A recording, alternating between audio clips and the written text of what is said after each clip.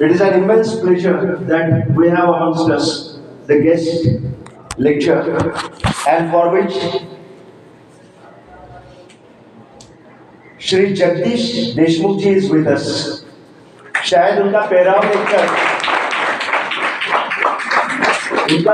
देखकर आपको लग रहा होगा कि शायद किसी मठ से साधु वगैरह आए हैं, but let me tell you, like you, he studied in Jawahar Navodaya Vidyalaya, Jalgaon, and he was admitted in the year 1993, and he was the topper in class 10th from JNV Jalgaon, Maharashtra. After that, he secured second position in 12th class science in Nashik division of State Board of Maharashtra. और उससे भी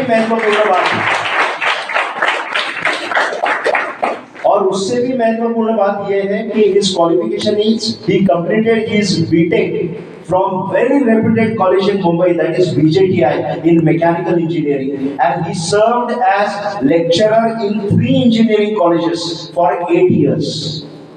8 सालों तक उन्होंने बतौर professor के रूप में इंजीनियरिंग कॉलेज में सेवा प्रदान की है।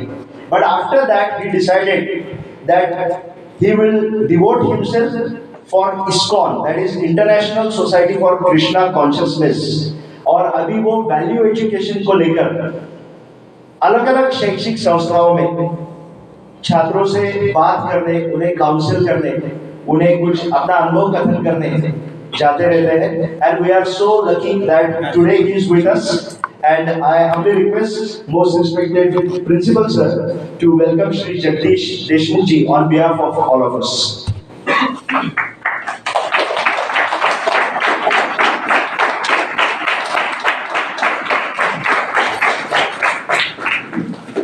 Now, without wasting much time, I would like to request Shri Jagdish Deshmukh ji to kindly proceed the session. और ये सेशन के दरमियान मान लीजिए अगर आपको कोई सर को पूछना है तो आप बिना डरे पूछ सकते हो, because he is also the alumnus of JNV, the ex-student of JNV. आपके तरह ही 6वीं से लेके 12वीं तक नवोदय में उन्होंने अपना समय बिताया है, 10वीं तक। तो इसीलिए आप बिना झिझक आपके मन में जो भी प्रश्न है आप उनसे कर सकते हैं। I humbly request you sir to kindly proceed the session.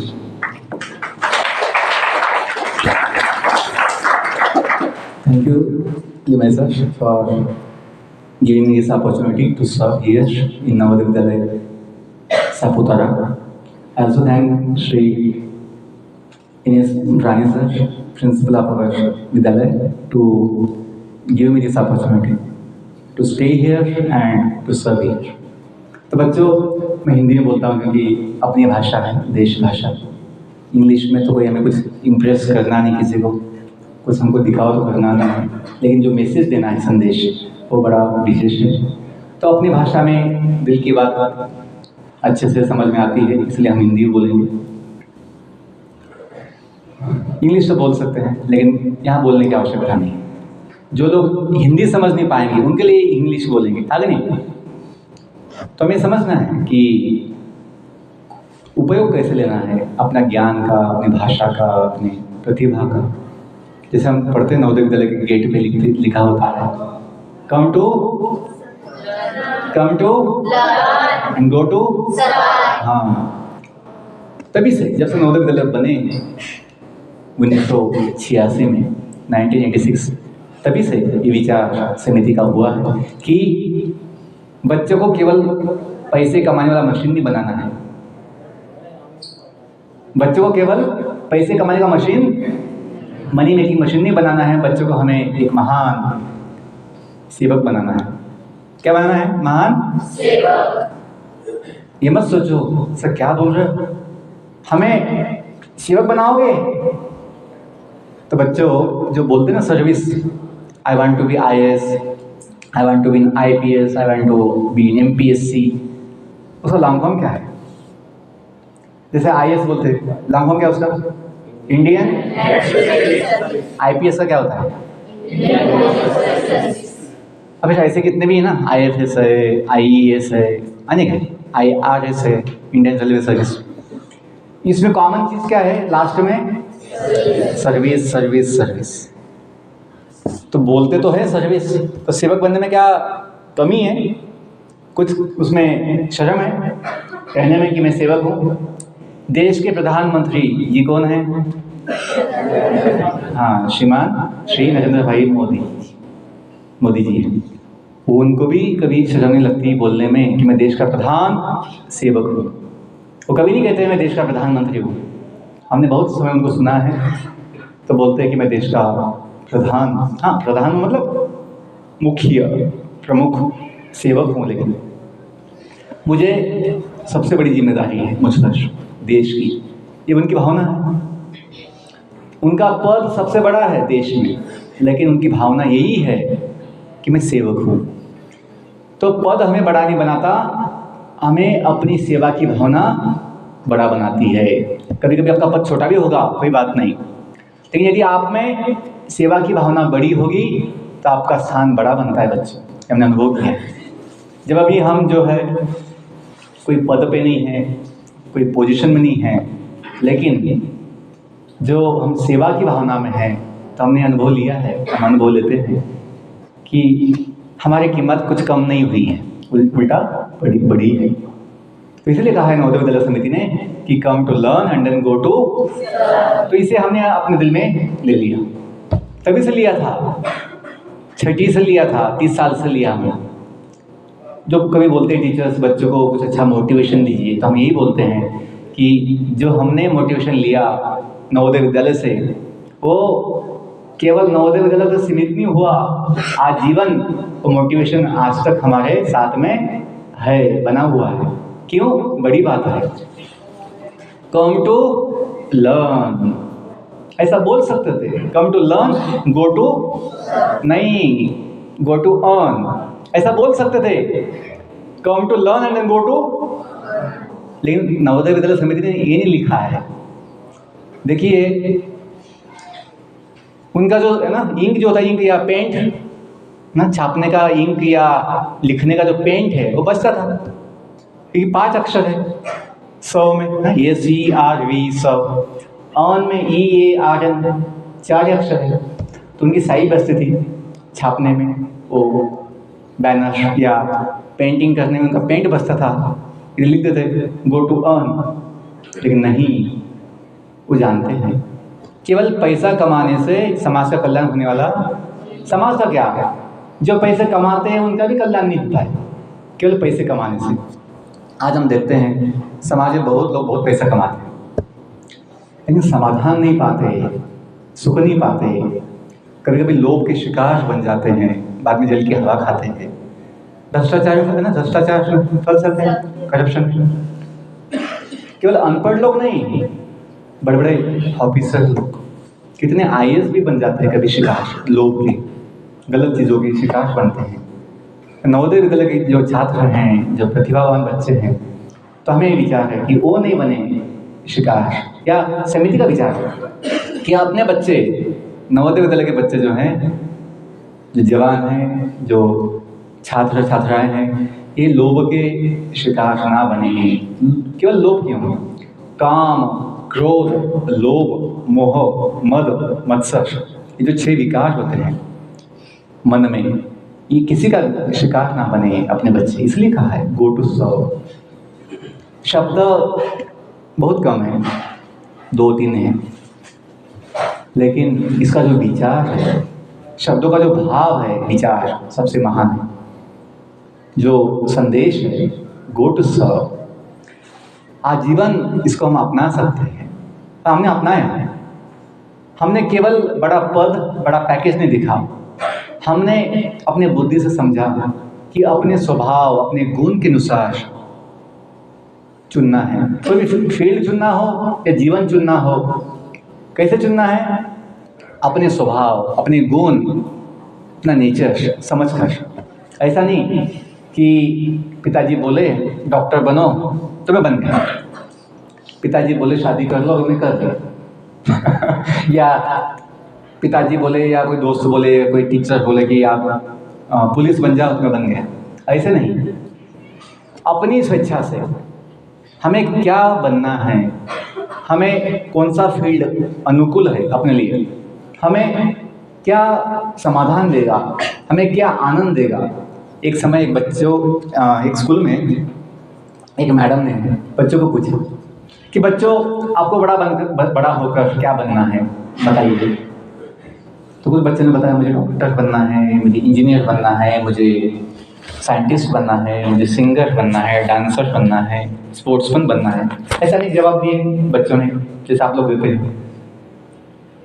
तो एक बच्चा था उसमें, ये विदेश की बात है, वो कौन था वो मैं बोलता हूँ। तो उन्होंने बताया कि मैडम मुझे सुखी बनना है। मैडम को शौक लगा कि 50 बच्चों में एक बच्चा कौन है कि जिसे प्रश्न समझ में नहीं आया, बाकी सबने तो सही जवाब दिया। मैडम ऐसे सोचती है कि कुछ बनना है, किसी को शिक्षक बनना है, किसी को कुछ साइंटिस्ट बनना है, एक किसी बिजनेसमैन बनना है, किसी को PM CM बनना है। ये बच्चे को समझ में नहीं आया क्वेश्चन, और इतने बच्चों ने जवाब दिया ये सब बनने का, और एक बच्चा है वो जो बोलता है मुझे सुखी बनना है। तो उसने 2-3 बार उसको पूछा कि बेटा आपको क्वेश्चन समझ में नहीं आया कि आपको बड़ा होकर क्या बनना है। तो बच्चा बोलता है मैडम मुझे सवाल अच्छे से समझ में आया है कि मुझे बड़ा होकर सुखी ही बनना है।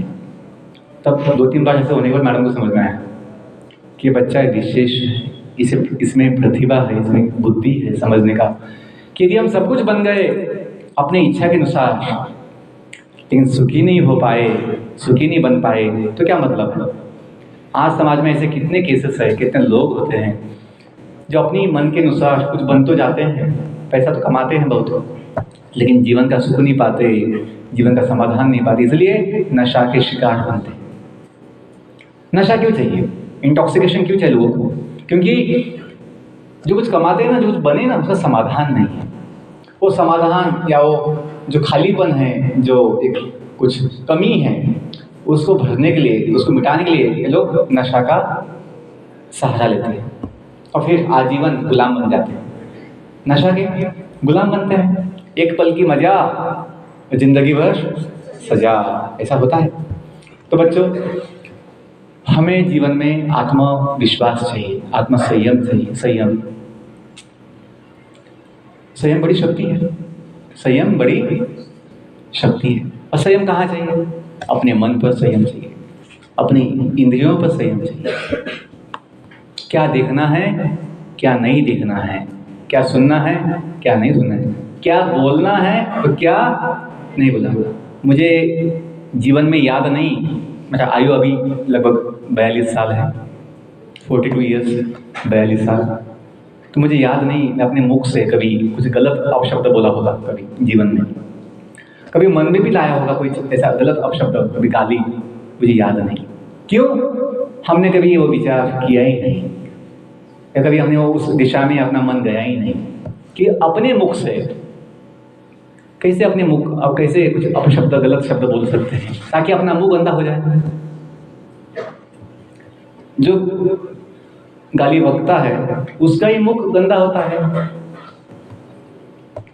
तो ये हमें अंडरस्टैंडिंग था, समझ थी कि हमें अपने मुख को गंदा नहीं बनाना है, क्योंकि इंग्लिश में कहावत है, अपने आपको पता होगा, इन गिविंग वी रिसीव। सुना है? हमें देने में मिलता है और जो हम देंगे वही हमें मिलता है वापस। To each action there will be equal opposite reaction. दुनिया का नियम है, जैसी करनी जैसा बोओगे वैसा। तो दुनिया का नियम है, भगवान का नियम है। न्यूटन केवल एक सिद्धांत, एक स्टेटमेंट बना दिया न्यूटन जी एक ये है ना सिद्धांत, एक स्टेटमेंट बना दिया बस, लेकिन ये नियम तो पहले से है, भगवान का नियम है, दुनिया का नियम है। अल्टीमेटली सभी नियम जो है ना, साइंस में जो नियम बताते हैं, gravitation law, motion laws, nature's laws, ये सभी नियम हैं, जिसने दुनिया बनाई ना उसके नियम हैं। कोई स्टेटमेंट दे दिया तो उसका नाम लग जाता है, लेकिन सभी नियम किसके हैं? भगवान के हैं। जिसने जन्म लिया है उसकी मृत्यु निश्चित है, वो भी अच्छा है। क्यों? यदि मृत्यु नहीं आएगी तो मुक्ति कैसे मिलेगी? ये बॉडी में हम कैद हो गए हैं, इस बॉडी में हम कई तरह, जैसे पक्षी होता है, पंछी को आप एक पिंजरे में बंद किए तो तोता जो है ना नया नया उड़ने की इच्छा करता है।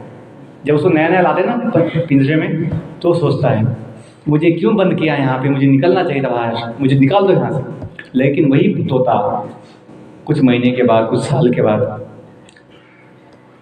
पिंजरे का दरवाजा खोलने के बाद भी उड़ता क्यों? आदत हो गई। किसकी? पिंजरे की आदत हो गई। सोचता है इसमें ही सुख है कि मुझे मालिक जो है मुझे वाटी में, कटोरे में क्या देता है? फल देता है, पानी देता है। बाद में वो उड़ नहीं पाता हो क्योंकि आदत नहीं है। वैसे ही हम भी जो है, बॉडी नहीं है, बॉडी अपनी गाड़ी है, गाड़ी में ब्रेक है, गाड़ी में ड्राइवर है, गाड़ी में पैसेंजर है, गाड़ी में को पैसेंजर। और इस व्हीकल का, इस गाड़ी का एक उपयोग भी है कि हमें कहीं जाना है, पता तो चाहिए निकले कहाँ से कहाँ जाना है। तो ये जीवन का ज्ञान बच्चों हम बोलते रहते हैं सब जगह, क्योंकि इसकी आवश्यकता है। आपने फिजिक्स पढ़ लिया, केमिस्ट्री पढ़ लिया, मैथ्स पढ़ लिया, इंग्लिश पढ़ लिया, लेकिन यदि अपने जीवन को नहीं समझा तो हमें समाधान मिलेगा नहीं, समाधान नहीं मिलेगा। तो जब हम कॉलेज में थे, बीटेक में, मुंबई विजिटिया कॉलेज में 2000 से 2004 तक, तो वहाँ पर वो कॉलेज के हॉस्टल में भगवत गीता क्लास हो रही थी। कॉलेज, इंजीनियरिंग कॉलेज के हॉस्टल में मुंबई में भगवत गीता क्लास वीकली होता था, वीकली 1-1.5 घंटे का, कंपल्सरी नहीं था। जिनको ऐसा नोटिस बोर्ड पे लगाया था कि जिनको जाना है वो जा सकते हैं। तो 600 बच्चों में 40-50 बच्चे जमा होते थे वो क्लास के लिए। तो हम लोग जब वहाँ पहली बार सुने जीवन का ज्ञान भगवत गीता से कि जीवन क्या है, जीवन क्यों है, जीवन का उद्देश्य क्या है। अपना बायोलॉजी, अपना साइंस हमें ये तो बता देगा नहीं कि बॉडी के विषय में या जीवन के विषय में, लेकिन जीवन क्यों है, जीवन का उद्देश्य क्या है, जीवन का सही उपयोग क्या है, ये नहीं बताते हैं क्योंकि उनका स्कोप नहीं है। वो साइंस, मॉडर्न साइंस का स्कोप वो में बैठता नहीं है। वो केवल एक्सपेरिमेंट करते रहते हैं भौतिक चीज़ों पे, लेकिन जीवन के विषय में उनका वो विषय नहीं होता है। लेकिन जब हमने सुना भगवत गीता से कि जीवन क्यों है, हमें भी कभी सवाल आता है मन में कि मैं जन्म क्यों लिया। आता है कभी बच्चों? सर, केवल खाने के लिए, सोने के लिए जीवन है, ऐसा आता है मन में कभी ना कि जीवन का उद्देश्य क्या है, जीवन में क्या करना है ताकि समाधान हो जाए, इस जन्म का समाधान हो जाए, जीवन सफल हो जाए। ऐसा मन में आता है, मुझे भी आता है, क्योंकि जीवन हमेशा के लिए नहीं है, थोड़े समय के लिए। यदि इतना हम समझते हैं, जो बॉडी मिली है, ये बॉडी का जन्म हुआ है और फिर उसका डेथ भी निश्चित है। डेट ऑफ बर्थ तो हम जानते हैं, लेकिन एक्सपायरी डेट हम किसी को पता नहीं है। डेट ऑफ मैन्युफैक्चर तो पता है लेकिन एक्सपायरी डेट किसी को पता नहीं होती है। कोई बात नहीं, लेकिन जो भी जीवन है अनमोल है, महान है। यदि हम समझ जाएंगे कि जीवन किस लिए है, तो जीवन की विद्या भगवत गीता में दी गई है, वैदिक साइंस में दी गई है। कहीं ना कहीं अपना देश का दुर्भाग्य है कि ब्रिटिश लोगों ने जो अपना मूल शिक्षण पद्धति थी, वैदिक शिक्षण पद्धति, उसको बंद करवा दिया और वो शिक्षण में, सिलेबस में उनके लोगों का, यूरोपियन लोगों का कुछ इन्फॉर्मेशन, कुछ थियरी हमको दे दिया। ये फिजिक्स पढ़ो, एक केमिस्ट्री पढ़ो, एक बायोलॉजी पढ़ो, जिसमें जीवन का कल्याण नहीं है। भौतिक चीज़ें बनती हैं, कुछ भौतिक खोज होती है, कुछ मशीन्स बनती है, लेकिन केवल मशीन से, केवल कंप्यूटर बनाने से जीवन सुखी नहीं होता। जीवन सुखी होने के लिए अच्छा ज्ञान चाहिए, जीवन का ज्ञान चाहिए। मशीन सुखी हो गए, क्यों एसी में रहते हो मशीन कहाँ होते हैं?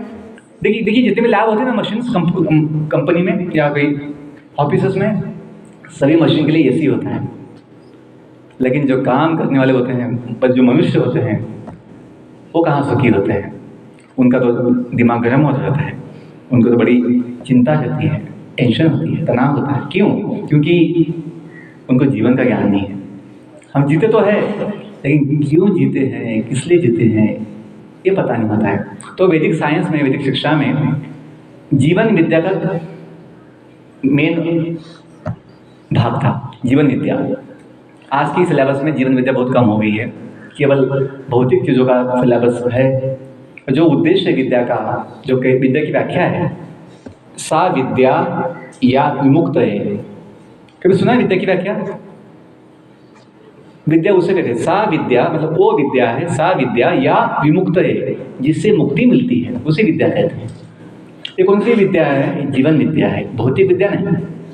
भौतिक विद्या से तनाव आता है, कुछ समाधान नहीं मिलता, क्योंकि वो अपना जीवन के संबंध में नहीं है। लेकिन जीवन विद्या, आत्मविद्या, अध्यात्म विद्या, ये मुक्ति देती है।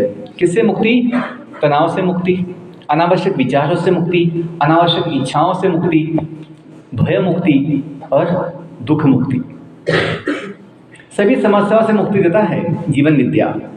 जब हम समझेंगे कि इस बॉडी में हम आत्मा हैं, जो आत्मा कभी नष्ट नहीं होती। चिंता क्यों होती भविष्य की? सोचते हैं मैं बूढ़ा हो जाऊंगा, फिर सब कुछ खत्म हो जाएगा, बाद में मृत्यु हो जाएगी अपनी, सब कुछ खत्म हो जाएगा। यह अज्ञान है। जब जीवन विद्या से हम समझेंगे, गीता से हम समझेंगे, वैदिक साइंस से, कि हम जो है ये बनने वाली, नष्ट होने वाली बॉडी नहीं है, हम अजन्म, अमर, अविनाशी जीवात्मा है। जो बोलते हैं सोल, बोलते हैं इंग्लिश में स्पिरिट सोल, क्या बोलते हैं? स्पिरिट सोल, जीवात्मा। ये जीवात्मा भगवान का अंश है। तभी तो बोलते हैं तुम्ही हो माता पिता, तुम्ही हो बंधु सखा, तुम्ही। सुना आपने? आगे क्या बोलते हैं? तुम्ही हो साथी, तुम्ही सहारे, कोई न अपना सिवा तुम्हारे, दया की दृष्टि सदा ही रखना, तुम्ही हो बंधु सखा। हमें माता पिता की आवश्यकता है, हमें बंधु सखा की आवश्यकता है, हमें साथी की आवश्यकता है, हमें सहारे की आवश्यकता है जीवन में, ताकि हम अकेला ना बने। तो जीवन विद्या हमें ज्ञान देती है कि हम कभी अकेले नहीं होते हैं, कि अपने साथ हमेशा भगवान होते हैं। इस बॉडी के माता पिता जो है अपने गांव में है, वो हमेशा अपने साथ नहीं हो सकते, लेकिन आत्मा के जो माता पिता हैं, परमात्मा भगवान, वो सभी जीवों के हमेशा साथ रहते हैं। जन्म के साथ भी और आजीवन साथ में होते हैं, हमेशा साथ में होते हैं, हृदय में होते हैं आत्मा के साथ। तो हमें कभी भय नहीं होगा, कभी चिंता नहीं होगी, हमें संपूर्ण सुख समाधान होगा कि चिंता की आवश्यकता नहीं है, अपने साथ भगवान है। अनुभव किया जा सकता है। यदि हमें अनुभव नहीं होता तो हम लाखों कोटि का पैसा जो मौका था कमाने का, हम छोड़े नहीं होते अपनी इच्छा से। IAS बनने का जो मौका था मुंबई में बीटेक के बाद, वो हमने छोड़ा नहीं होता। बड़ा पद, बड़ा पैकेज है, क्यों? हमें समझ में आ गया था सुख समाधान जो है बड़े पद में नहीं है, बड़ी पैकेज में नहीं है, सुख समाधान भगवान के साथ है। तो हमने कुछ छोड़ा नहीं है। हम एक जॉब में जितना बिजी थे उससे डबल, दुगना बिजी हम सेवा में हैं। वो कौन सी सेवा? ज्ञान दान की सेवा। ज्ञान दान, भले पैसा कम मिलता होगा, पैसा नहीं मिलता होगा, लेकिन जीवन का आनंद, जो जीवन का समाधान अनंत मिलता है। यदि नहीं मिलता तो हम 3 महीने में 28 जिले में नहीं जाते। ये 28वां नवोदय विद्यालय है जो मैं 3 महीने में गया हूँ। 1.5 महीना अभी जुलाई अगस्त, और 1.5 महीना जनवरी दिसंबर जनवरी, तब मैं 1.5 महीना गया था कुछ स्कूल में, और फिर अभी 1.5 महीने से मैं आया हूँ। 14 स्कूल तब किए थे, 14 स्कूल अभी किया हूँ 1.5 महीने में, जुलाई अगस्त में। और मुझे पूरे देश में जाने की इच्छा है और उत्साह है कि ज्ञान दान, कौन सा ज्ञान? भौतिक ज्ञान नहीं, जीवन का ज्ञान, क्योंकि जीवन सबसे अनमोल है। इस दुनिया में कुछ अनमोल है तो अपना जीवन है कि नहीं? हाँ, अपनी कीमत, अपना वैल्यू दूसरों को नहीं होगा, लेकिन कम से कम अपने लिए सबसे मूल्यवान क्या है? अपना जीवन। तो इस जीवन को सफल कैसे बनाना है, महान कैसे बनाना है, ये हमें यहाँ नवोदय विद्यालय में सीखना है। और टीचर, शिक्षक हमें यहाँ पूरा सपोर्ट देते हैं, पूरा सहयोग देते हैं, पूरा साथ देते हैं। माता पिता तो बहुत दूर है यहाँ पे, लेकिन हमने पाया कि नवोदय विद्यालय में जो टीचर्स होते हैं वो अपने खुद के बच्चे से ज़्यादा समय हमें देते हैं, टीचर्स, और अपने माता पिता से ज़्यादा प्रेम ये टीचर्स देते हैं। हमने पाया है नवोदय विद्यालय में। तभी हमें 25 साल के बाद भी नवोदय विद्यालय में आने की इच्छा होती है, क्योंकि हमें कुछ दिया गया है टीचर्स के हाथों, तो हमने कुछ लिया है। तो हमें समाधान है कि हमने नवोदय विद्यालय में टाइम पास नहीं किया, हमने समय का सदुपयोग किया, जो मिलता था उसे सही रूप से लिया और उसकी कीमत हम चुका रहे हैं सेवा के माध्यम से, योगदान दे रहे हैं। क्योंकि आधी बात तो लेना है बस। नवोदय विद्यालय में साबुन से लेकर क्या सब कुछ मिलता है, तेल साबुन से लेकर जूता चप्पल तक सब कुछ मिलता है। मिलता है कि नहीं? आपको भोजन मिलता है कि नहीं अच्छे से? बहुत अच्छा भोजन की व्यवस्था है।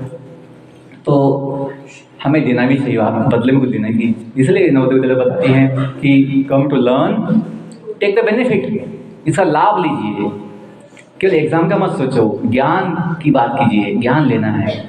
टेंशन कब आती है, तनाव कब आता है? जब हम केवल अंकों में सोचते हैं 90% चाहिए, 95% चाहिए, सोचते हैं।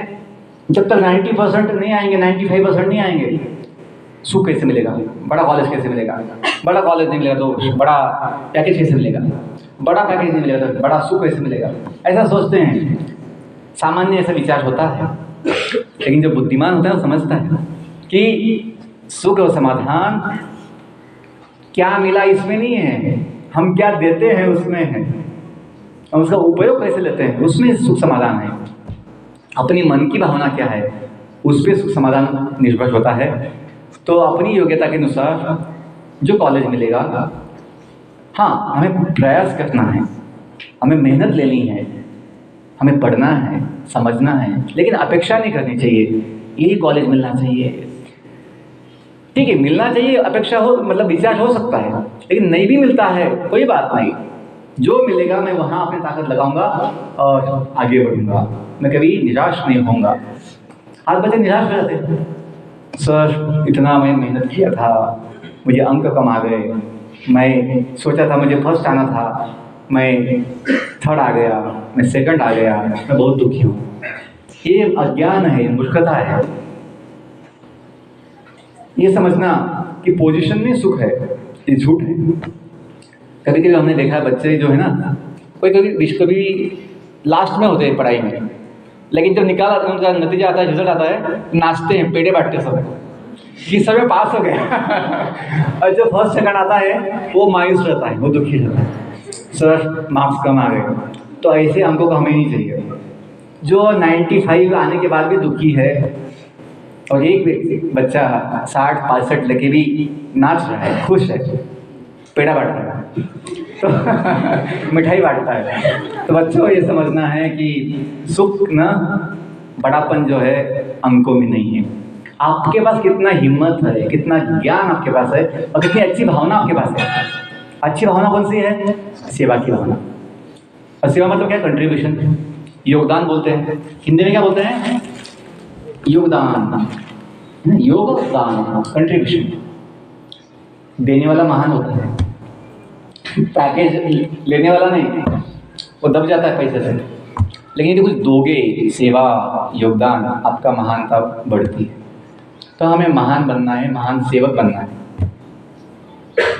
कोई उसमें ऐसा अहंकार के लिए नहीं, लेकिन जो हमें दिया गया है उसका बदला, हमें बदले में कुछ हमको वापिस ना देना ही नहीं, चुकता करना है। जो हमें दिया गया है उसके बदले में कुछ करना चाहिए। ठीक है, मैं यहाँ तक अपनी विषय को रोकता हूँ। क्वेश्चन आंसर, किसी के मन में कुछ सवाल है, कुछ पूछना है अपने पढ़ाई के विषय में, जीवन के विषय में, नवोदय के विषय में, तो पूछ सकते हैं। मैं बहुत कुछ बोल सकता हूँ, लेकिन आपसे कुछ सवाल होगा तो फिर उसका उत्तर देंगे। आधा घंटा बात किया हूँ, आधा घंटा आपके पास टाइम है इंटरेक्शन के लिए। मैंने कुछ अपने विचार बता दिए जीवन के विषय में, सब कुछ जो बोलना था शॉर्ट में, ताकि आपको कुछ मिले विषय कि क्या पूछना चाहिए इनसे, आप पूछ सकते हैं। खड़ा होने की आवश्यकता नहीं, बैठ के पूछना है। आज मैं संपूर्ण दिन हूँ, कल दोपहर तक हूँ, लंच तक, तो बाद में भी हम मिल सकते हैं। लेकिन अभी ये मौका है, कुछ पूछना है तो अभी पूछ सकते हैं। कुछ बहुत पर्सनल प्रॉब्लम्स है, पर्सनल कुछ प्रॉब्लम मतलब पर्सनल कुछ बातें हैं, पर्सनल कुछ पूछना है, क्वेश्चंस है, तो बाद में भी पूछ सकते हैं। लेकिन कुछ ऐसा सबके लिए कॉमन हुआ क्वेश्चन तो भी पूछ सकते हैं। लड़कियों में पूछिए। सर वो लड़का था सर, उसका नाम क्या था, आप बताने वाले थे? हाँ यस, जो उसने कहा था कि मुझे सुखी बनना है। ये लंदन में, मतलब इंग्लैंड में 1960 की बात है। 1960 में एक बड़ा फेमस म्यूजिकल ग्रुप हुआ, उसका नाम था Beatles. BEATLES, Beatles music group था। इतना फेमस था यूरोप में, विदेशों में, उनके लाखों की संख्या में अनुयायी थे, फॉलोअर्स थे। तो उसका नाम था, वो उस बीटल्स ग्रुप का चेयरमैन था, लीडर था, प्रमुख था। उसका नाम था जॉन लेनन। बच्चा जो स्कूल में था, तो उसने बाद में जितने भी गाने गाए, सॉन्ग्स गाए, वो सब फिलोसॉफिकल जीवन के विषय में। क्योंकि उसे ये ज्ञान था कि जीवन किसके लिए है, सुखी बनने के लिए है, जीवन दुखी बनने के लिए नहीं है। तो क्यों ज़्यादा अपेक्षा करना है और दुखी होना है। मेहनत कीजिए, गीता हमें ये सिखाती है, कर्मण्येवाधिकारस्ते मा फलेषु कदाचन मा कर्मफल हेतुर्भुर्मा ते संगस्तु अकर्मणि। भगवत गीता का दूसरे अध्याय का 47वां श्लोक है। भगवान बताते हैं हमें अपना कर्तव्य कर्म करने का पूरा अधिकार है। कर्मणि एव अधिकारस्ते, आपका अधिकार है, लेकिन माँ कभी नहीं, माँ फलेषु कदाचन, फल की अपेक्षा करना, फल का डिमांड, फल का जो अधिक हक, फल पे हक दिखाना अधिकार आपका नहीं है। क्योंकि अपना मन का तो अपेक्षा बहुत होता है, मुझे ये फल मिलना चाहिए, इतना मिलना चाहिए, फल मिलेगा ऐसा कभी नहीं होगा। आपने कर्म किया और फल नहीं मिलेगा, ऐसा कभी नहीं होगा। आप चाहो ना चाहो, मुझे फल नहीं चाहिए, तब भी कुछ कर्म किया है तो आपको फल अवश्य मिलता है। दुनिया का नियम है, भगवान का नियम है। लेकिन अपना गलती क्या होता है, हम अपेक्षा कर लेते हैं। अब मन का स्वभाव क्या है, गलत अपेक्षा करता है, गलत। इसलिए क्या होता है, जो मिलता है ना हमें कम ही लगता है, जो मिलता है हमें कम लगता है, इसलिए हम दुखी होते हैं। आगे बोलते हैं माँ फलेषु कदाचन माँ कर्मफल हेतु भूर, कि कभी भी केवल कर्म के फल की अपेक्षा करके कर्म मत करो। अपनी ड्यूटी, अपना जिम्मेदारी, अपना कर्तव्य समझकर उसे कीजिए, प्रयास कीजिए। और फिर ये भी मत सोचो कि यदि मैं फेल हो जाऊंगा तो फिर दुख होगा, मैं एग्ज़ाम दूंगा ही नहीं, क्योंकि फेल हो जाऊंगा फिर दुखी हो जाऊंगा। नहीं, आगे कहते हैं माँ कर्मफल हेतु माँ ते संग, मतलब आसक्ति, माँ ते संगस्तु अकर्मणि, मतलब कर्म न करने में, अकर्मणि, आसक्त मत हो। क्या सोच के, यदि मैं कंपटीशन में भाग लूँगा मुझे फर्स्ट पोजीशन नहीं मिलेगा, यदि मैं स्पोर्ट्स में भाग लेता हूँ तो मुझे गोल्ड मेडल नहीं मिलेगा, फर्स्ट है ना, रैंक नहीं मिलेगा, तो मैं भाग लेता ही नहीं हूँ। नहीं, आनंद जो है मेडल में नहीं है, आनंद खेलने में है। आनंद वो सब कंपटीशन में, स्पर्धा में भाग लेने में आनंद है, कबड्डी खेलने में आनंद है, खेलने के बाद जो कुछ मिलता है मेडल नाम का, उसमें आनंद नहीं है। वो मिले ना मिले, हमें आनंद लेना है, कोशिश करनी है, आनंद लेना है। तो ये भावना गीता सिखाती है, कर्तव्य कीजिए, प्रयास कीजिए और आनंद लीजिए। ठीक है, एनी अदर क्वेश्चन?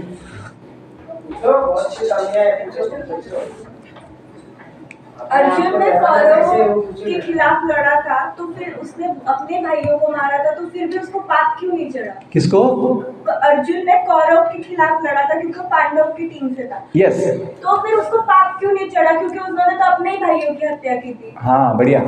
जैसे बच्चों समझो कोई गांव है, वहाँ आतंकवादियों ने हमला किया, आतंकवादी आ गए, हमला किया वहाँ पे।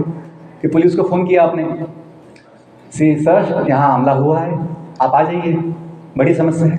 पुलिस वहाँ आते हैं और पुलिस को शौक लगता है, जो पुलिस वहाँ होते हैं अधिकारी, एसपी या डीएसपी या पीएसआई, वो आते हैं और देखते हैं कि ये आतंकवादी तो अपना भाई है, एक आतंकवादी तो अपना साला है एक आतंकवादी तो अपना जीजा है। ऐसे सब उसे अपने रिश्ते दिखते हैं आतंकवादियों में। ये तो अपने लोग हैं, बंदूक कैसे चलाऊं इसके ऊपर? यदि पुलिस अधिकारी जिनको आपने फ़ोन किया कि ये गांव पे हमला हुआ है, आतंकवादियों ने हमला किया, तब यदि पुलिस ये सोचे ये अपने गांव वाला है या अपना संबंध वाला है, वो बंदूक नहीं चलाएगा, वो उसको उत्तर नहीं देगा हमले को, आतंकवादियों को रोकेगा नहीं, तो पुलिस को क्या सम्मान मिलने वाला है, रिवॉर्ड मिलने वाला है देश से, सरकार से? वाह, क्या दया दिखाई है, वाह वाह, परमवीर चक्र। नहीं मिलेगा, क्योंकि वहाँ संबंधों की कीमत नहीं है, वहाँ संबंधों का महत्व नहीं है, उनका कर्म क्या है। तो कौरव जो है ना बेटा, कौरव जो थे अधर्म के पक्ष में थे, उन्होंने अन्याय किया था, उन्होंने द्रौपदी का वस्त्रहरण करने का प्रयास किया था। भगवान तो उसकी रक्षा किए थे, भगवान अवश्य अपने भक्तों की रक्षा करते हैं। दुशासन जो था साड़ी खींचते खींचते थक गया, जिसके हाथों में 10,000 हाथियों का बल था, जैसा भीम में ताकत था, भीमसेन में 10,000 हाथियों का बल था, वैसे दुशासन में भी था 10,000 हाथियों का बल। द्रौपदी एक सामान्य राजकुमारी थी, लेकिन भगवान ने उसकी रक्षा की। तो जब भगवान बचाते हैं, जैसे प्रहलाद, भक्त प्रहलाद 5 साल का बालक था, उसका पिता दानव था, हिरण्यकशिपु। देखिए यहाँ पे एक पिता अपने बेटे की जान लेने के लिए उतावला है।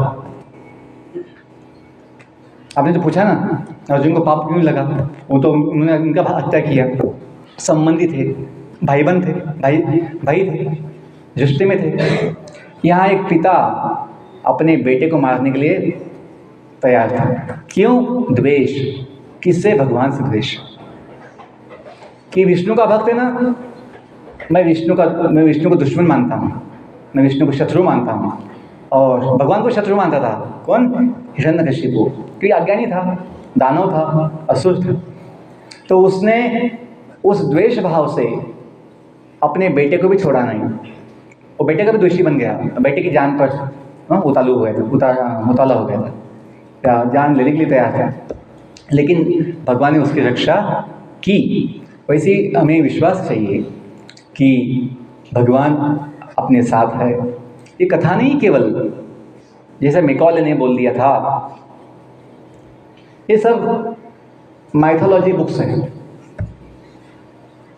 उसने एक शब्द बोलकर पूरा देश को नुकसान पहुंचाया, देश को तोड़ दिया, देश की ताकत को निकाल दिया उसने। क्योंकि बहुत लोग अपनी श्रद्धा खो दिए, विश्वास खो दिए।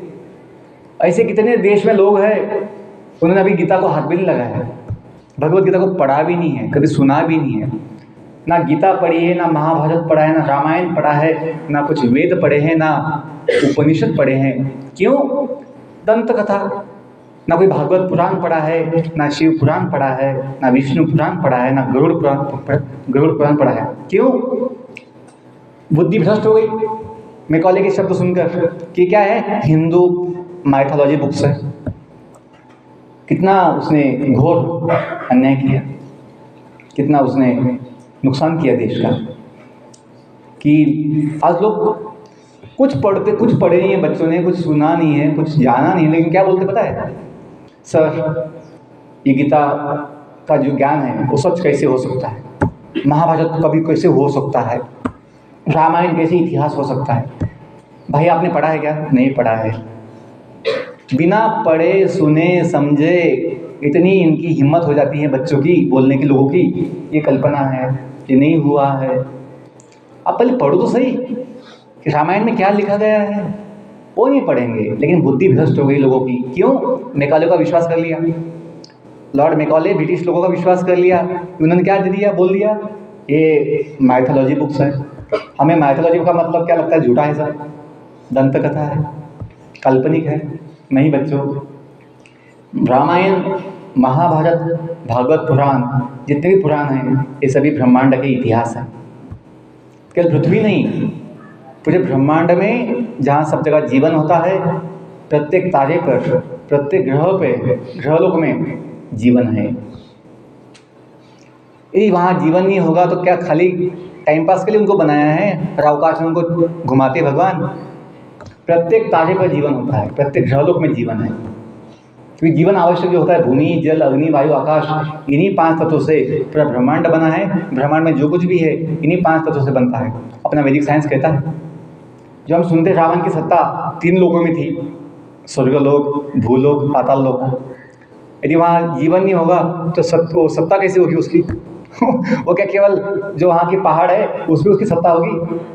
नहीं, वहाँ जीव, स्वर्गलोक में देवता होते हैं, पाताल लोक में बाकी जीव होते हैं, जीवन है। लेकिन बच्चों, बोलने का मतलब ये है कि हमें अपनी बुद्धि से समझना है कि ब्रिटिशों ने जो चाल के चली थी कि अपने ज्ञान से हमको वंचित करवा दिया। और क्या सीखते हैं साइंस के नाम पर? जो मॉडर्न फिजिक्स, केमिस्ट्री, मैथ्स है, जिसका बेसिस केवल ह्यूमन ऑब्जर्वेशन है, ह्यूमन ऑब्जर्वेशन, जिसमें दोष है। इसलिए इनका रिसर्च कभी खत्म नहीं होता है। रिसर्च इनका सर्च क्या है? फॉल्टी है। डाल्टन्स एटॉमिक लॉ कितनी बार बदल गया? एटॉमिक लॉ क्या कहता है डाल्टन का? Atom is the smallest fundamental particle which can not be further सब डिवाइडेड। लेकिन बाद में कौन आए? रदरफोर्ड आए। नहीं, उसमें सब एटॉमिक पार्टिकल्स होते हैं। बाद में फोटॉन भी होता है, बाद में मेसॉन भी होता है। ये सब चलता रहता है रिसर्च इनका। लेकिन अपने वैदिक साइंस में अणु, परमाणु, ये सब सिद्धांत पहले से दिए गए हैं। तो इन्होंने कुछ जो सिद्धांत दिए हैं, विदेशी लोगों ने भी, इन्होंने वैदिक साइंस का ही सहारा लिया है। इन्होंने वैदिक किताबों का ही अभ्यास किया, क्योंकि वेद पूरे विश्व में है। क्योंकि पहले पूरा पृथ्वी जो है ना, पृथ्वी एक शासन था, पूरे पृथ्वी पर एक शासन था। एक राजा होते थे, जैसे पांडव थे, युधिष्ठिर, राजा युधिष्ठिर पूरे पृथ्वी के सम्राट थे। पूरा पृथ्वी एक शासन होता था और उसकी कैपिटल, राजधानी हस्तिनापुर थी, जो आज की दिल्ली है। तो इतिहास है। लंका, आज भी लंका का नाम है, जो 10 लाख साल पहले का इतिहास है। रामायण हुआ है 10 लाख साल पहले। कभी 10 लाख साल पहले। वो कौन सा युग था? त्रेता युग था। त्रेता युग। आज का मॉडर्न इतिहास ना कलयुग का शब्द उपयोग करता है, ना कलयुग नहीं, द्वापर नहीं। इनका मॉडर्न इतिहास है। ये सोचते हैं पहला विश्व युद्ध हुआ 1914 में। ये झूठ है, क्योंकि इनका इतिहास अभी भी का बस, ये पुराना इतिहास मानते नहीं है कि इतिहास तो करोड़ों साल का है। वेदों का जो आपने पुराण, भागवत पुराण, उसमें तो सूर्य देवता कौन है, उनके वंशज कौन हैं। सूर्यवंश है, सूर्यवंश एक चंद्रवंश, सोमवंशी ना, सोमवंशी नाम होता है, सूर्यवंशी, सोमवंशी सरनेम होता है। ये वंश है, सूर्य देवता है, वहाँ उनका शासन है, उनका वहाँ पे राज्य है, उनकी सत्ता है, उनके वहाँ सेवक है, उनके अनुयायी है। हमें मॉडर्न साइंस क्या सिखाता है? वहाँ केवल आग है, वहाँ केवल तापमान है सूरज पे, वहाँ जीवन है, वहाँ देवताओं का वास है, वहाँ सूर्य देवता है। जो प्रकाश हम देखते हैं सूरज का, सनलाइट है, तो एक केवल ग्लोब लाइट नहीं है। जो देवता है सूर्यदेव, उनके शरीर का तेज है। जो आपने कभी सुना होगा, कोणार्क में एक मंदिर है, उड़ीसा में कोणार्क मंदिर है। कौन सा मंदिर है वो? Sun temple. क्या बोलते हैं, सूर्य मंदिर। सूर्य मंदिर का जो डिज़ाइन किया गया है, जो स्ट्रक्चर है, वो वेदों में जो सूर्य है ना, सूर्य, उसका जो रथ है, सूर्य देव का जो रथ है जो घूमता है ब्रह्मांड में, इसके घोड़े भी हैं, वो उसके अनुसार वो रथ, वो मंदिर बनाया गया है, सन टेम्पल, जिसमें कौन बैठते हैं अंदर, सूर्यदेव बैठते हैं रथ में, और रथ चलता है। हाँ, तो सूर्य इतना दूर है हमसे, तो हमें कल प्रकाश दिखता है, किसका प्रकाश हमें दिखता नहीं, लेकिन वैदिक साइंस इतने स्पष्ट रूप से कहता है कि जो सूर्यदेव हैं उनका प्रकाश सूर्य प्रकाश है। एनीवे, तो मॉडर्न साइंस केवल देखने पे, आंखों पे विश्वास करता है, लेकिन जो वैदिक साइंस है, भगवान की वाणी है, भगवान का ज्ञान है, इसलिए उस पर दोष नहीं हो सकता। हमें विश्वास है, हमें अनुभव है कि पूरे ब्रह्मांड में सब जगह जीवन है। हाँ, कहाँ पे हायर स्पीशीज है, कहाँ लोअर स्पीशीज है, उच्च योनि है, मतलब निम्न योनि है, लेकिन स्पीशीज सब जगह है जीवन। और काउंट बताया जाता है 84 लाख स्पीशीज ऑफ लाइफ। वैदिक साइंस में, पद्म पुराण में एक काउंट बताया जाता है कि जीवों की योनियाँ कितनी हैं, 84 लाख स्पीशीज ऑफ लाइफ। ऐसा सुना हो ना आपने कभी कथा में, 84 लाख योनियों में घूमना पड़ता है, सुना है आपने? 84 लाख योनियों में घूमना पड़ता है, सब सुना होगा। ये काउंट आया कहाँ से?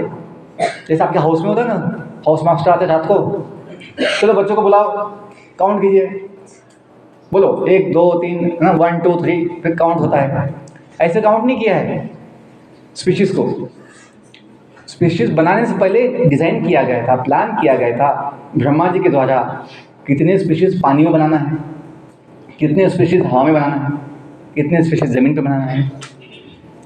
पहले प्लानिंग होता है, ऐसा बिग बैंग नहीं होता है। दुनिया बनाने के क्या हो गया, बाई चांस बिग बैंग हो गया। आज की मॉडर्न थ्योरी है 100 साल की। दुनिया कैसे बनी, इनके पास क्या जवाब है? हमें लगता है, मुझे लगता है, हमें मतलब मुझे, जो कुछ दिया है, जो दिया है, मुझे लगता है एक बड़ा विस्फोट हुआ होगा। देखिए इनका मॉडर्न साइंस कैसा है। मुझे लगता है एक बड़ा विस्फोट हुआ होगा, फिर दुनिया बनी होगी। अच्छा, हम इतने बुद्धू बन जाते हैं, सोचते हैं हाँ हो सकता है, वो कहता तो किताब में दिया है, साइंस किताब में, तो हो सकता है। हम ये सोच नहीं पाते कि अपने अनुभव में ऐसा कोई चीज़ नहीं है जो विस्फोट से बनता है। मुझे बताइए, एक बड़ा विस्फोट हुआ या मालेगांव में बड़ा बॉम्ब ब्लास्ट हुआ, मोटरसाइकिल का बॉम्ब ब्लास्ट। कभी सुना है ऐसा कि बॉम्ब ब्लास्ट के बाद छोटी छोटी मोटरसाइकिल उसमें से बन गई, छोटे मॉडल। बड़ी मोटरसाइकिल का ब्लास्ट हुआ, उसमें से नहीं ऐसे 5-6 छोटी मोटरसाइकिल मॉडल बन गई, नया डिज़ाइन है। कभी ट्रेन बॉम्बे में बॉम्बे मतलब बॉम्बिंग प्लेस, हमेशा बॉम्बिंग, अभी तो बंद हुआ है, पहले बहुत बॉम्ब वहाँ फटते थे बॉम्बे में। ऐसा कभी हुआ नहीं कि विस्फोट हुआ और कुछ बना होगा। विस्फोट मतलब विनाश। लेकिन कैसे हम मान लेते हैं ये लोगों की थ्योरी, दुनिया कैसे बनी? तो बोले उनकी कल्पना है, वो खुद बोलते हैं कि ऐसा मुझे लगता है। लेकिन हम इतने बुद्धू बन जाते हैं कि उनकी कल्पना को हम सत्य मान लेते हैं और सोचते हैं भगवान है ही नहीं, क्यों उसने बोल दिया। वो तो केवल कल्पना किया है कि ऐसा हो सकता है, वो सत्य कैसे हो सकता है? जैसे डार्विन ने बोल दिया था 200 साल पहले कि मुझे लगता है जीवन कैसे आया होगा, chemicals, amino acids, protein molecules mix हुए होंगे और फिर पहला जीव अमीबा बना होगा।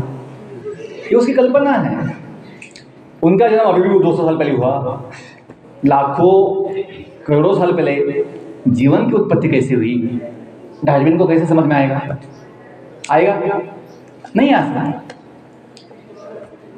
मनुष्य समाज सतयुग से है, जो लाखों सालों के पहले का है। सतयुग, प्रहलाद तो तब भी थे। प्रहलाद, सतयुग का कथा है प्रहलाद का। एक भगवान के भक्त हुए बालक, ध्रुव, सुना ध्रुव बालक, जिनके नाम से एक पोल स्टार है, ध्रुव तारा। वो कथा कब की आती है? सतयुग की कथा है। और ध्रुव कौन है?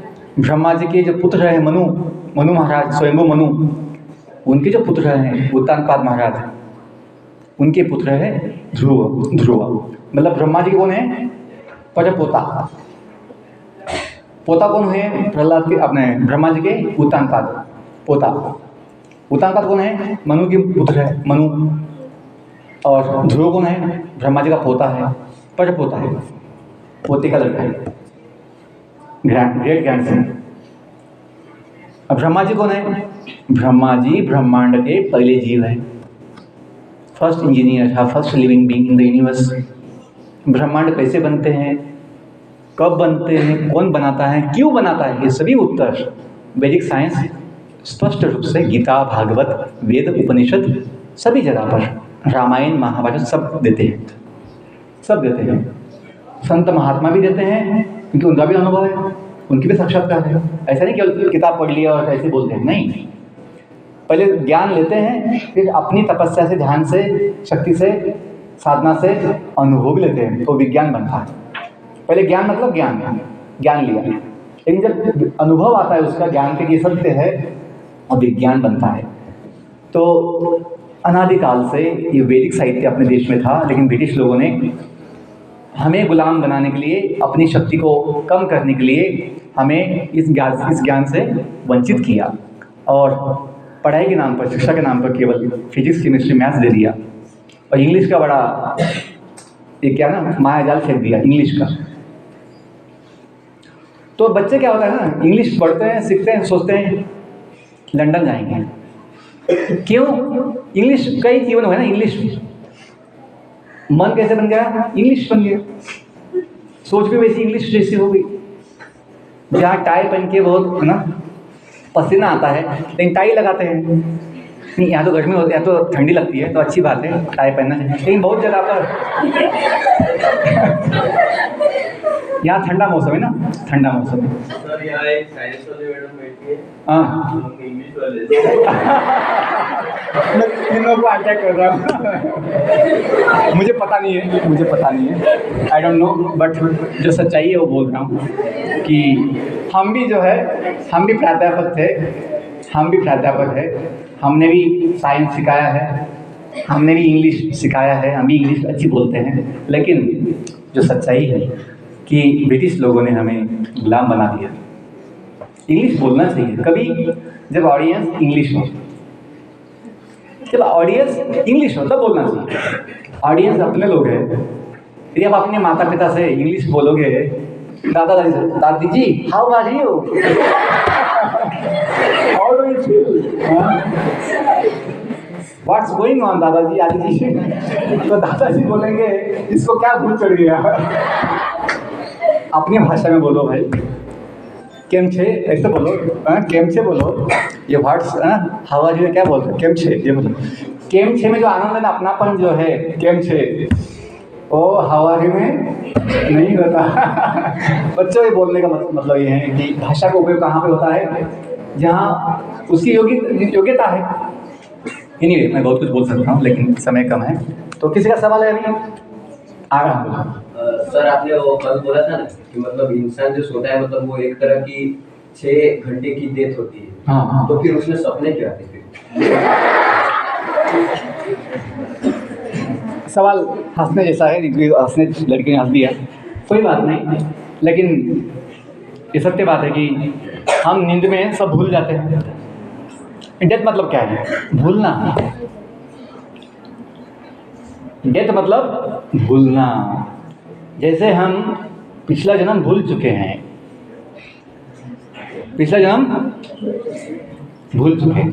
आप बोलोगे किसने देखा था, पिछला जन्म था? हाँ, अभी देख नहीं सकते, अभी हम दिखा नहीं सकते। जैसे हम सभी जन्म लेने से पहले 9 महीना माँ की पेट में होते हैं, माँ की कोख में होते हैं, माँ के गर्भ में होते हैं।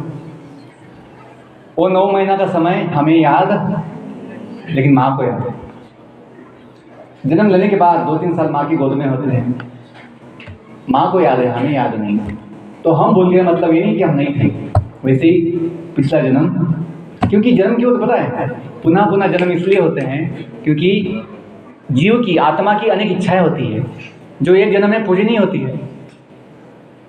वो मुझे कंपनी बनानी थी, दुकान बनाना था, वो नहीं हो पाया, ऐसी कामना रह गई मृत्यु के समय, तो उस अपूर्ण इच्छा की वजह से भगवान उसे पुनः एक मौका देते, भाई नया जन्म लेके कोशिश करो दुकान बनाने का, कंपनी बनाने का।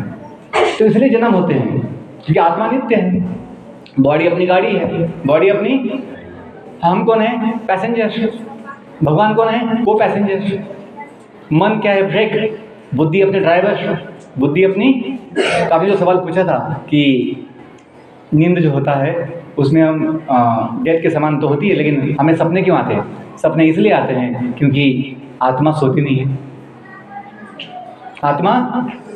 आत्मा के विचार चलते रहते हैं, आत्मा की कल्पनाएं चलती रहती हैं, आत्मा के जो अनुभव है पिछले जन्मों के, तो आपका ऐसा अनुभव होगा कि इस जन्म में आपने कुछ देखा नहीं है, कुछ कभी कहीं गए नहीं है, लेकिन नींद में, सपने में कभी वो दिखता है।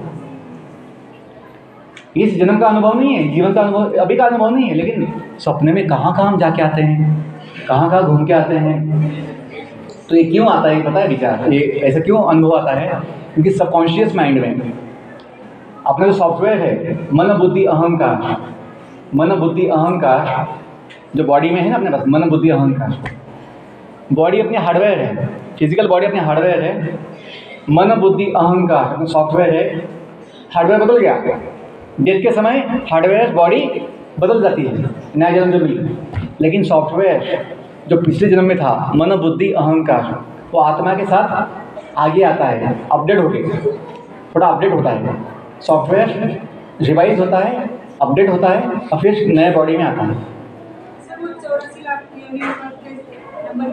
हाँ, 84 लाख योनियाँ ये पद्म पुराण में ब्रह्मा जी दिए हैं। उसमें 9 लाख पानी में होते हैं, 10 लाख पंछी होते हैं, 11 लाख कीड़े और जो होते हैं ना घिसटने वाले रेप्टाइल्स वो होते हैं, 20 लाख वनस्पतियाँ होती है प्लांट्स, 30 लाख पशु होते हैं एनिमल्स, और 4 लाख मनुष्य की जातियाँ होती हैं। मनुष्य की 4 लाख है।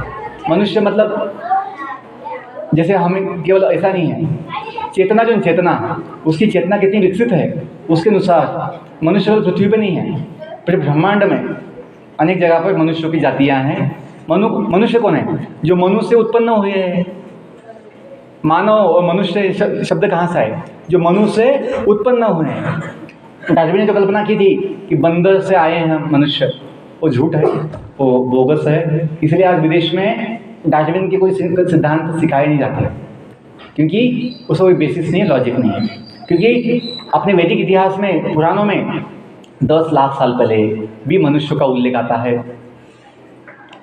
मनु का उल्लेख, मनु तो सब मनुष्य तो आया है। मनु कब के हैं? मनु करोड़ों साल पहले के, जब पृथ्वी बना, विश्व बना, तब के मनु हैं। और मनुष्य समाज उनकी वंश में आता है। इसलिए आए मैडम समझ ये? सर एक सवाल था हाँ कि रामायण जो हुआ, महाभारत जो हुआ, ऐसा कहते हैं कि स्त्री के कारण ही हुआ, ये कहा था सच? हाँ दोष स्त्रियों को दिया जाता है। सही बात है कि ऐसा दोष नहीं देना चाहिए, ऐसा दोष नहीं देना चाहिए। हम भी नहीं मानते कि उनकी वजह से हुआ। देखिए जैसे भी आपका नाम क्या है? वंश ने कुछ सवाल पूछा। वंश ओके, स्पेलिंग VAN ना, वही तो है वंश, है ना?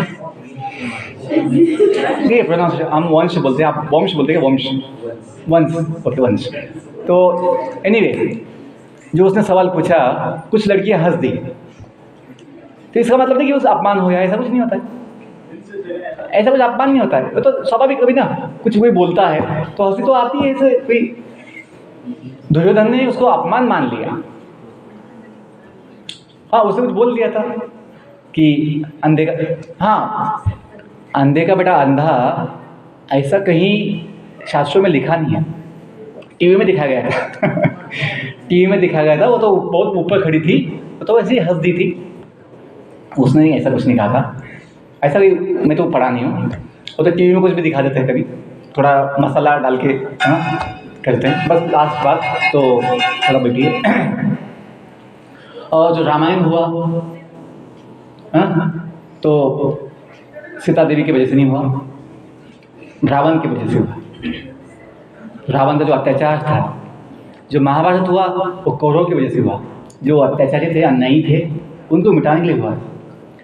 तो ये झूठ है कि कोई किसी को दोष देने से वो सत्य नहीं होता है। ठीक है मैडम। तो इस क्या पॉइंट है लास्ट में? हाँ, इसका एक सवाल जो था कि सपने क्यों आते हैं, ऐसा सवाल है ना? वो तो डेथ के समान है, क्योंकि आत्मा की कभी डेथ नहीं, आत्मा कभी सोता नहीं है, आत्मा हमेशा जागता रहता है। कि आत्मा भगवान का अंश है ना, आत्मा भगवान का अंश है, इसलिए आत्मा हमेशा जवान रहती है, आत्मा कभी बूढ़ी नहीं होती है, आत्मा कभी बीमार नहीं होती है, आत्मा हमेशा सच्चिदानंद होती है, सच्चिदानंद होती है। बहुत धन्यवाद। Wish you all the best. May God bless you.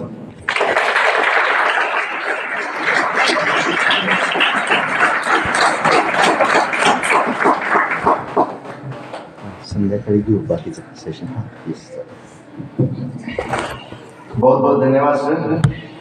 अभी मैं भी संकोच कर रहा हूँ अंग्रेजी में बात करने से।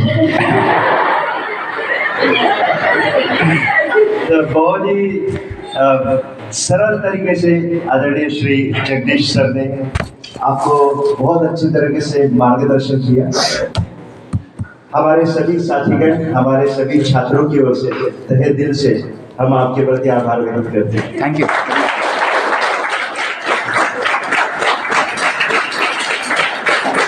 साथ ही जैसे जगदीश सर ने बताया, आज पूरा दिन वे हमारे कैंपस में है, तो आपको अगर आपके मन में कोई भी प्रश्न है, बिना झिझक आप सर से संपर्क करके समाधान पा सकते हैं। बहुत बहुत धन्यवाद सर।